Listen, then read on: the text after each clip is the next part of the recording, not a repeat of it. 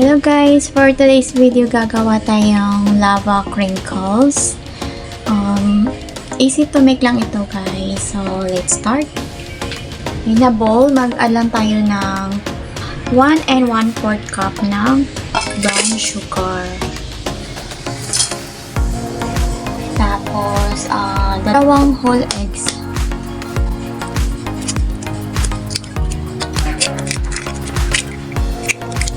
Tapos, ilagay na rin natin ang ating 1/2 cup ng canola oil. Mix lang natin yun, guys. Mix muna natin yung ingredients. Tapos, i-add natin na yung cocoa powder.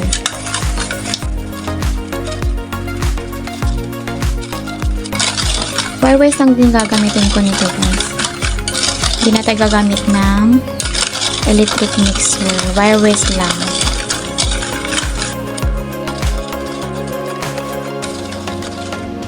Ayan, i-add lang natin ang 3/4 cup of cocoa powder.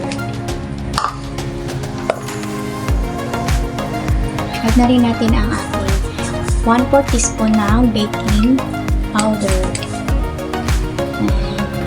Baking soda. 1/4 din siya, guys. 1/4 din teaspoon ng iodized salt. At lastly, itong 1 cup na all-purpose flour. Yan, imimix lang natin to guys.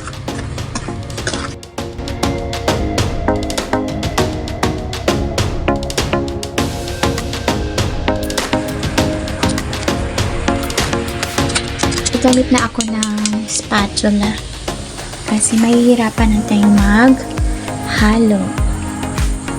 So, spatula lang gagamitin natin kasi magiging sticky na yan siya, guys.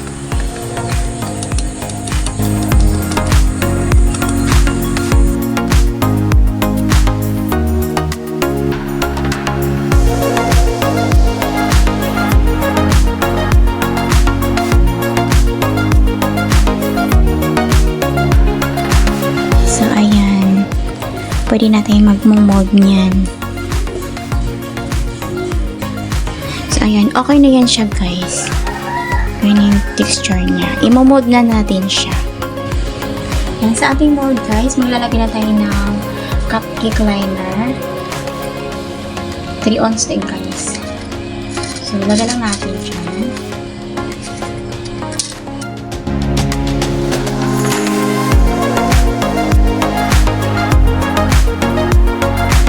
So, ayan, ready na ang ating cupcake liner guys. So, nilagay na natin ang ating crinkles.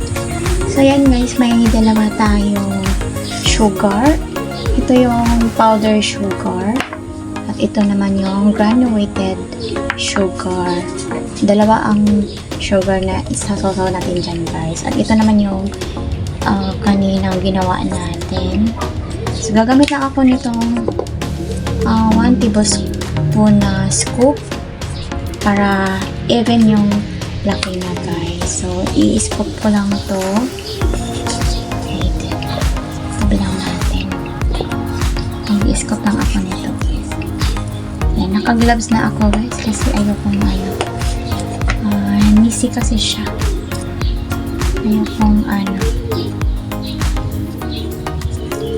So, ayan siya. Pupulan tayo ng ganyan.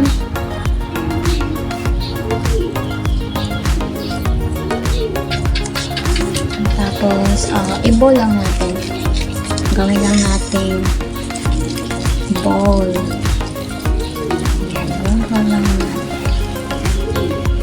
Tapos, ayan. Ano na siya? Nakaganito na siya, guys. Lagay lang natin siya dito. Ayan. I-roll lang natin siya.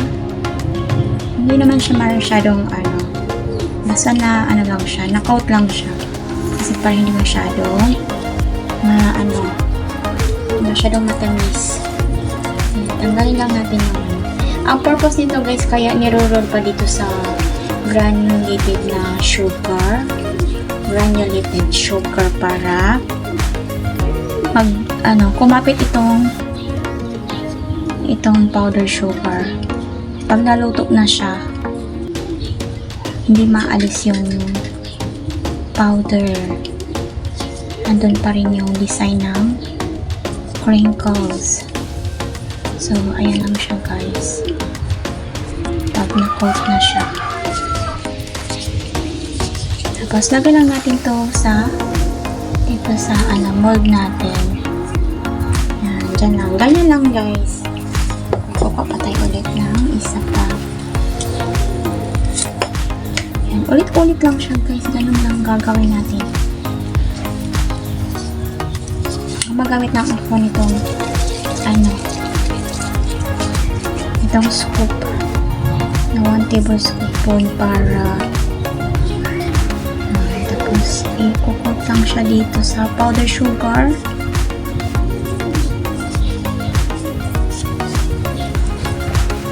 Para mag-crack yan. Pag nag-crack yan mamaya guys, yung powder sugar nandyan pa rin siya. Hindi siya natatanggal. Kumbaga, hindi siya nahuhubad. Diba? Hindi nahuhubaran. Lagay lang natin dyan siya.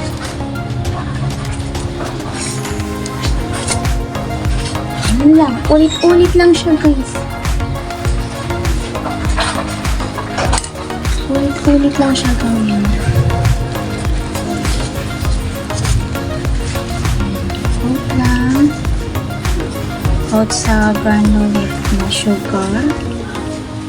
At sa powdered sugar.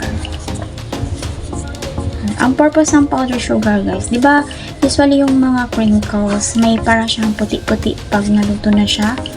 Ito po yun, hindi yun harina. It's a powdered sugar. At kung hindi natin nilolagay dyan sa sa granulated na sugar, pag i-direct natin siya dito sa sa powdered sugar, natatanggal po yung niya guys. Hindi na siya kumbaga nahuhubad yung niya, yung powdered sugar. Kaya hindi na siya magandang tingnan. Hindi magandang tingnan pag nahuhubaran yung oh my God! Mali! Yan, kakamaritis mo yan. Kakamaritis yan. Ba't ka dito? Sorry naman guys. Powder muna. Powder? Ano ba? Granulated muna bago powdered sugar. Malit na si Kate guys. Kakamaritis ba? Maritis ka talaga Kate. Kahit si Sweetie ba? Maritis.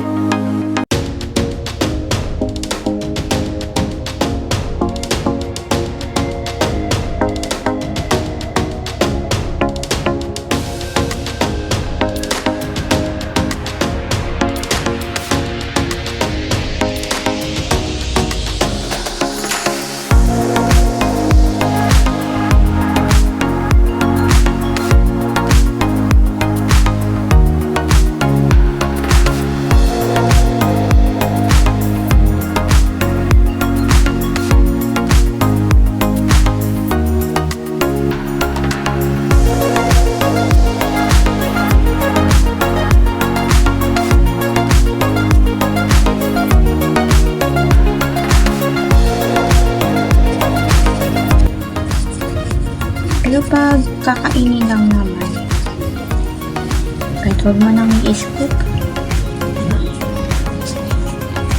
Tapos lakihin mo yung gusto mong kainin. yung ayaw mo, yung maliliit, yung ibibigay mo. Ibigay mo sa kasama mo. Kaya na pag gagalit ka dun sa kasama mo, yung maliit lang ibibigay mo. Tapos sa'yo yung malaki.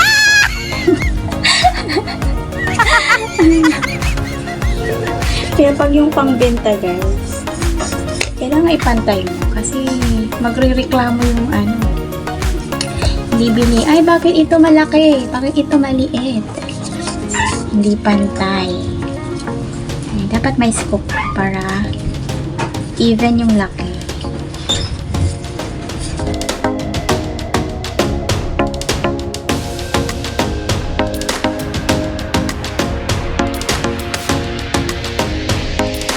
Itong recipe guys, ang ganda to sa mga beginners kasi ano siya, friendly siya, madali lang siyang matutunan, hindi siya gano'ng kahirap, unlike sa yung cake, pag nagkamali ka doon wala na, pero ito naman madali lang tong gawin. Ngayon na marami pa akong sobrang. Baka may isa pang one round pa. Nagamit pala ko nitong guys, yung scooper na to. Ay, tabi muna natin ito. Kasi magagawin natin. Lalagyan natin ang hole dito sa gitna.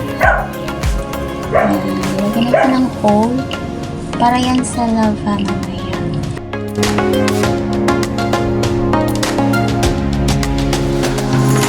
Ibibake natin siya sa 170 degrees Celsius for about 14 to 15 minutes. Depende sa guys. Pag naging smooth na siya, pwede na siya para hindi siya matigas. Okay, so let's go.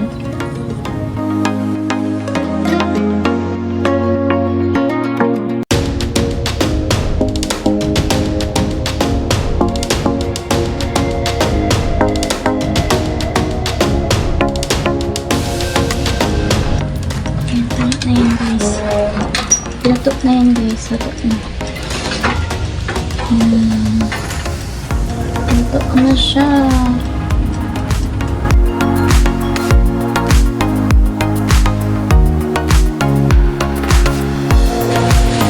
Ito na yung nagawa natin kanina guys. Nakagawa ko sa isang recipe ng 20 pieces ng crinkles guys.